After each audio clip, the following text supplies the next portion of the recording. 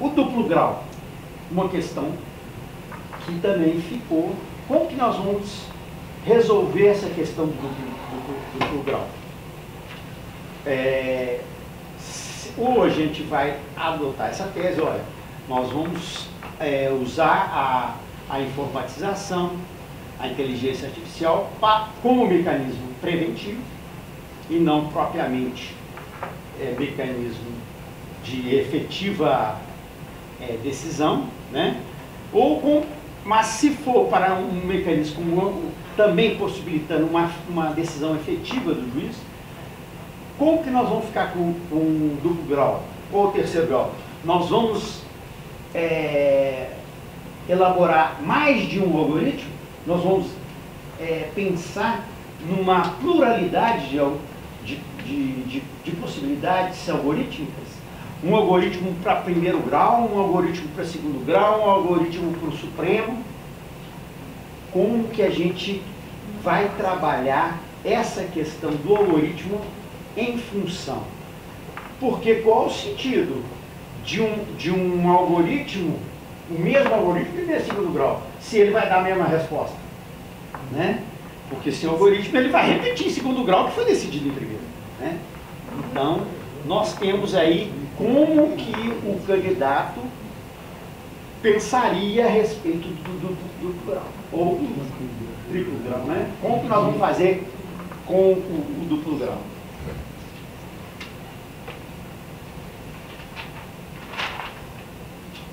Cortando a carne aqui, eu queria falar um monte de coisa, mas eu quero ser o mais conciso.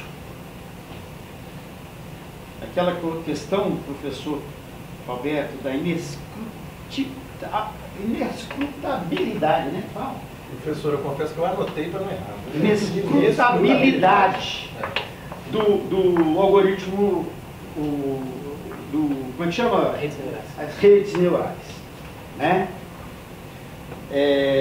Essa questão é muito interessante, né?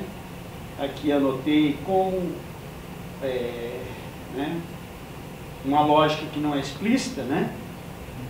Uma caixa preta, e já falaria a cabeça do juiz, né? É uma caixa preta também, né?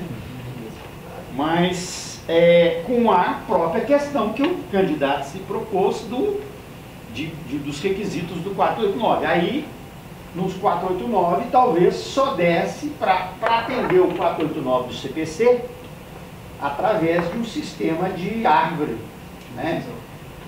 Me parece que com rede neural o 489 não seria atendido.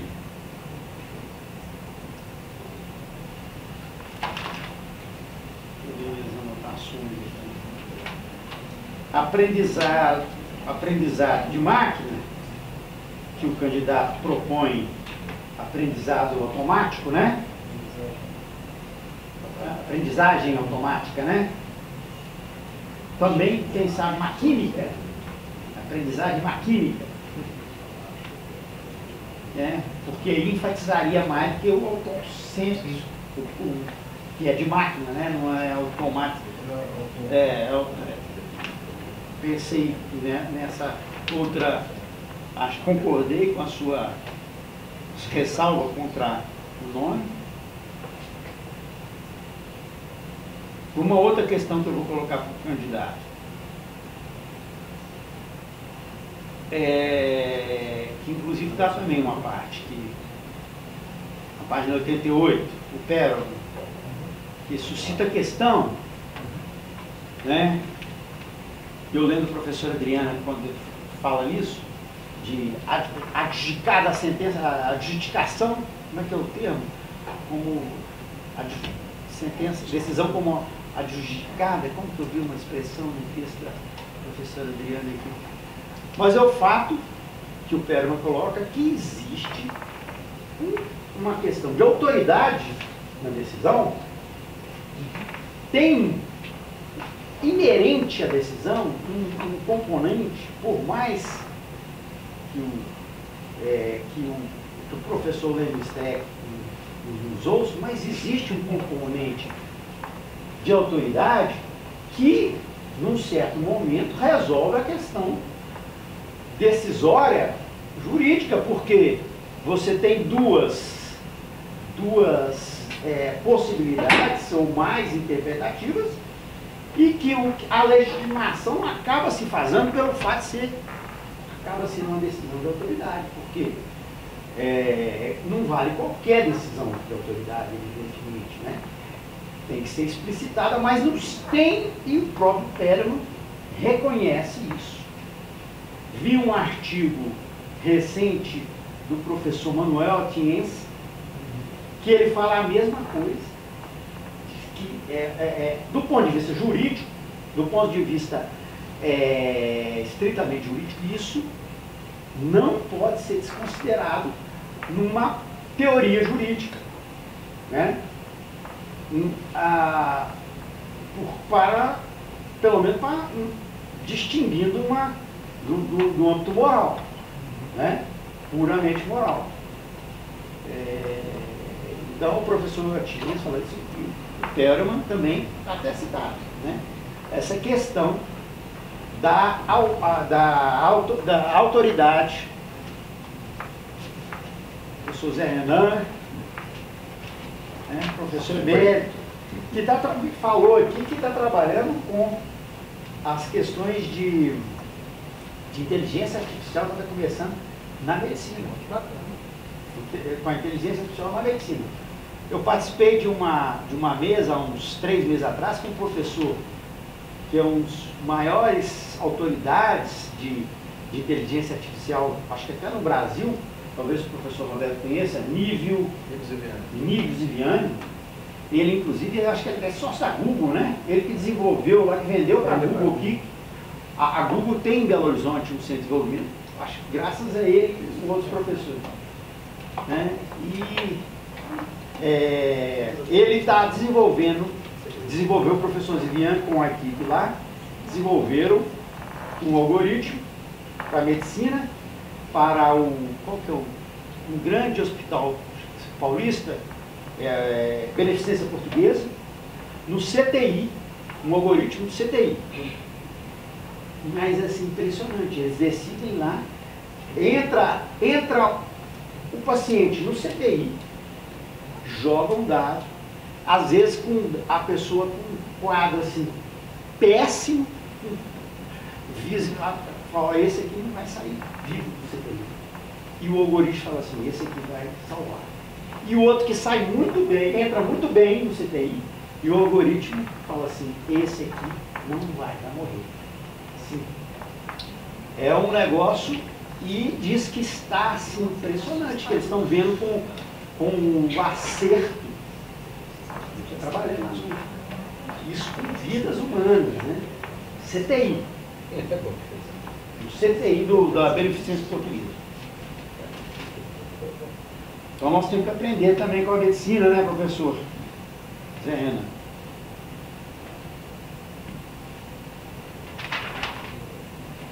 Deixa eu ver mais. Tinha muita coisa aqui, mas eu quero selecionar, não quero deixar mais.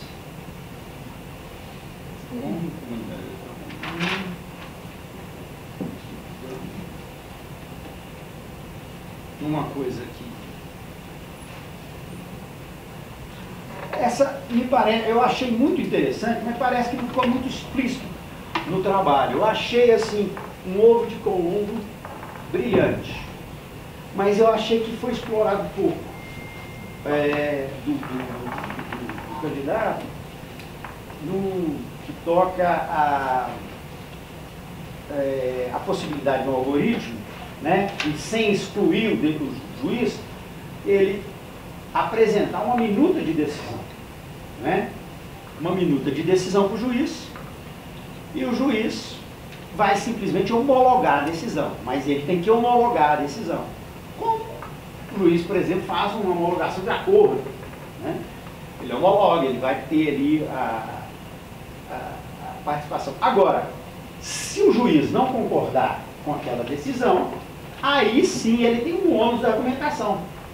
Inverte para o juiz, isso aí não sei se ficou explícito, mas eu achei que aquilo é uma ideia, um ovo de Colombo maravilhoso e que podia ser talvez mais explicitado, porque o juiz passa a ter, quando vai decidir contra o algoritmo, o ônus da argumentação. Aí ele tem que argumentar contra o algoritmo. É uma coisa interessante. Aí o que vai acontecer humanamente é que os juízes vão assim, homologar tudo, né, para ter menos trabalho. Vai ser uma beleza, né? Muito importante. O ônus da prova contra o algoritmo. Aí ele vai ter um ônus da argumentação, né? Ele vai ter que argumentar contra, olha, não estou vinculado, eu sou juiz, não estou vinculado a esse algoritmo. Mas, por quê? Por que eu vou decidir contra o algoritmo? Né? Então, é uma questão interessante, é uma válvula de escape interessante, né? E que talvez eu gostaria que o candidato falasse um pouquinho mais sobre isso. E concebendo, voltando, os algoritmos decisórios como solução concreta de jurisdição e não como um mero mecanismo de prevenção, né?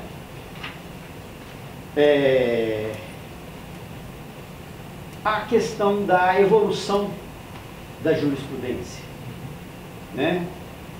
Será que é bom cristalizar, né? Será que esse dogma da segurança jurídica, né? É importante, né? Para o mercado não sabemos o que é, né? Agora, para o cidadão, será que tudo que é bom para o mercado é bom para o cidadão? Ou seja, será que o cidadão, as figuras do cidadão e do consumidor se confundem necessariamente no capitalismo ou não? É possível no capitalismo que o cidadão não se confunda com o consumidor, né? Então, é a questão da evolução, com a evolução jurisprudencial, qual que o candidato falaria. Bom, eu vou ficar por aqui, né? E são as questões mais profundas, mais interessantes, já foram abordadas nessas duas brilhantes arguições. Realmente, eu gostei muito das duas arguições, aprendi muito, como também aprendi muito com o trabalho do Ron. Aprendi muito, tive um prazer muito grande de ler, né? Li assim, uma rapidez impressionante, um interesse, e eu tenho um problema de fixar a atenção. Quem tá ali no pé. Bom saber, sobre a quadra na revista. Consegui focar e terminar, né? E depois só voltei para arrematar. Então, E a atenção foi longe? Hã? Quando você terminou, estava perto ou longe? Uai, fui e voltei. Mas é isso. Muito obrigado, professor. Não, pode rebater. Obrigado aí pelas ponderações também. Então, vamos que tem muita coisa aqui. Primeiro, a questão da concretização e do algoritmo, né? A dificuldade dessa pesquisa de caráter interdisciplinar mesmo era entrar muito em detalhes técnicos de como seria a construção do que eu tenho na minha concepção, um algoritmo ideal para solucionar a partir do processo judicial eletrônico, como seria o suporte do assistente de decisões automatizadas. Esse é um projeto estruturante que já está sendo desenvolvido, trabalhando até referencia, pela equipe de desenvolvimento do PJE, o assistente de decisões. Inclusive, o projeto de editor de texto, né, alguns aqui já participaram dele, estava caminhando nesse sentido, sabe? Essas técnicas de consulta ao banco de dados para elaborar um algoritmo que sugerisse as decisões a partir dos precedentes do próprio magistrado, dos precedentes jurisprudenciais, e seria uma coisa mais simples, como o professor Roberto falou. Eu vou olhar os casos de determinado advogado, determinado réu, determinado vara do trabalho, determinado tribunal, para ver como estão decidindo essa matéria, em vez de pesquisar no site do tribunal, fazer aquele estudo e depois começar a colocar, inserir aquilo tudo no texto. O tribunal pensa assim. Então, estou decidindo aqui, conforme julgado na turma, então não sei o quê, transcrevo a acordo. Essa tarefa mecânica já seria realizada automaticamente. Não seria propriamente uma inteligência artificial, mas um primeiro nível de automação. Era eliminar Ctrl+C, Ctrl+V em tarefas mecânicas. O algoritmo idealizado aqui, construído, ele seria, até para legitimação, teria que ir um passo além.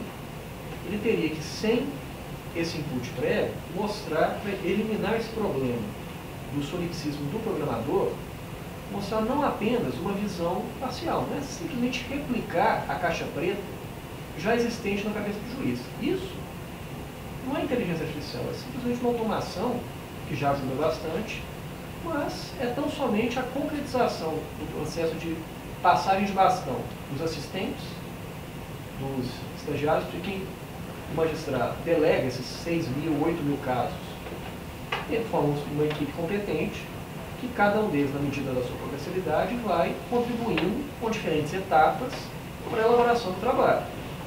Essa passagem de bastão da tarefa mecânica que o professor Aires reconhecia, né? Da fase lá de digitação do texto, de busca de precedentes e tudo mais, é uma primeira etapa. O algoritmo realmente decisório, ele iria buscar, além disso, uma melhor decisão. Ele iria varrer uma base de dados jurisprudencial mais abalizada e, a partir desse input, ele tomaria a decisão não de acordo, às vezes, com uma diretriz previamente estabelecida, como é o que acontece hoje na maioria dos gabinetes, unidades judiciárias. Tem determinadas diretrizes a serem obedecidas pela equipe que está sob a coordenação do magistrado.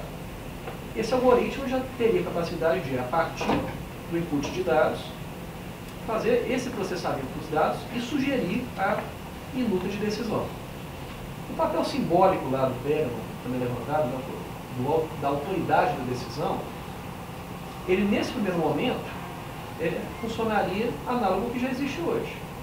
Hoje eu não sei se já existem unidades judiciárias fazendo decisões automáticas. Na verdade eu sei, mas vamos deixar isso para outra discussão.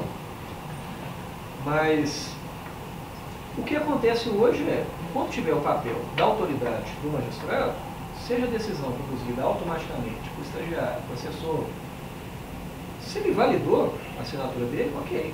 Mas ele vai ser um validador de decisões. O modelo proposto vai um passo além. Olha, se o computador já está num nível bom o suficiente para apresentar minutas, que passem nesse teste de TURB jurídico, que consigam estabelecer uma decisão válida e para auxiliar na prevenção dos conflitos, é ideal de que qualquer computador do mundo, dado o caso concluído para julgamento, eu baixar aquele PDF lá do PJF e julgar no mesmo sistema, eu vou ter a mesma decisão, ou seja, a transparência algorítmica aí. Então eu já vou sair do caso, a decisão vai ser proferida em audiência. Qualquer computador que pegar aquele mesmo caso, aqueles mesmos dados, e julgar nesse programa, vai ter a mesma decisão. Então por que não ter essa validação? Logicamente, são etapas estruturadas. No primeiro momento, principalmente enquanto a performance do computador não for validada como boa o suficiente, assim como acontece na prática forense atual, as decisões são submetidas à revisão. O desembargador não faz toda a leitura do processo e toda a construção do texto que vai ser submetido ao julgamento, mas tem duas conferências. Quando a equipe é boa, 90% dos casos, a conferência é mínima, passado de olho. Alguns casos são realmente diferenciados e chamam a atenção. Isso é a lógica de Pareto do judiciário. Os casos são igualmente importantes, mas 80% dos casos não demandam a atenção de profissional especialista com capacidade e bagagem do desembargador. Simplesmente uma passada de olho e a legitimação da decisão é suficiente.